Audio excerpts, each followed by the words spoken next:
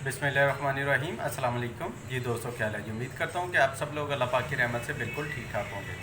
आज की इस वीडियो में मैं आपको जो टिप बताने जा रहा हूँ वो हिचकी बंद करने के लिए है। ये बच्चों में हो, बड़ों में हो, मर्दों औरतों, किसी को भी हिचकी का मसला हो, हिचकी आ रही हो और रुक ना रही हो, तो उसके लिए बहुत ही ज़बरदस्त टिप है। इसको ज़रूर आजमाएँ और जो इसका रिज़ल्ट है मुझे कमेंट के ज़रिए ज़रूर बताइएगा। और इसके साथ वीडियो को लाइक करें और अपने दोस्तों के साथ शेयर करें ताकि आपके साथ वो भी इससे फ़ायदा उठा सकें। तो इसके लिए जो टिप है वो ये है कि नंबर 1 पे आपने लेना है अदरक, इसका लेना है पानी 1 चम्मच, और नंबर 2 पे चाहिए आपको शहद 1 चम्मच। अदरक का रस और शहद दोनों आप बराबर मिकदार में ले लें और इसको चाटना है, खाना नहीं है। थोड़ा सा उंगली को लगाएं या जैसे भी आपको इजी हो वो चाट लें, तो इंशाल्लाह 5 मिनट के अंदर अंदर हिचकी जो है वो बंद हो जाएगी।